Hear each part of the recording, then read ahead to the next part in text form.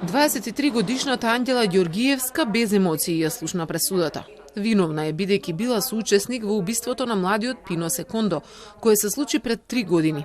19-годишната затворска казна судиката Ленка Давидковска и судичкиот совет и ја даваат по втор пат.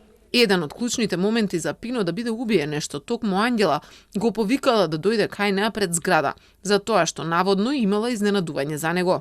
Исто така особено го ценеше и однесувањето на обвинитата по сториното кривично дело, која знаејќи дека телото на починатиот Пино е оставено во длабока шумска вегетација, за истото молчала, покажала тотална незаинтересираност кога семејството и пријателите трагале по исчезнатиот Пино, па дури ја пријавувала мајката Маја Трпковска во полиција кога истата се обидувала да дознае нешто за својот син.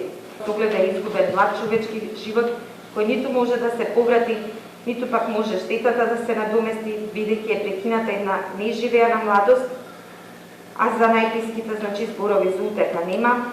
Пино Секондо исчезна на 11 декември 2018, се трагаше по него речиси половина година. Неговото тело беше пронајдено случајно во дупка ископана во атарот на селото Љуботен. Убиецот Али Фуркан, со кого соработувала Ангела, е во бегство. Според низиниот адвокат, обвинителството немало доволно докази за тоа дека таа била соизвршител. Нема кога, каде, како, зошто и кој.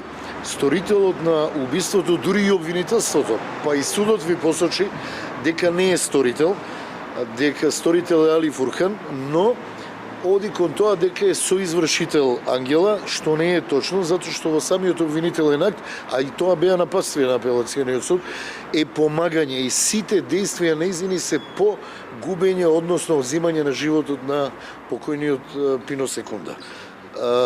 Факт е дека ова е грозоморен чин и факт е дека мора да се расчисти и разреши, но мора да се дознае вистината и вистинските виновници да одговарат за стореното кривично дело. Адвокатите повторно најавија жалба пред апелација, ќе треба да се изјасни и вишето обвинителство. Во првиот случај имаше промена на ставот на вишето обвинителство кога во предметот се вклучи обвинителката Фатиме Фетај. Писмениот став бил направен од еден виш обвинител, а на апелација новоизбраната Фетај го сменила ставот, затоа што според неа биле утврдени суштествени повреди на фактичката состојба во делот на изведени докази.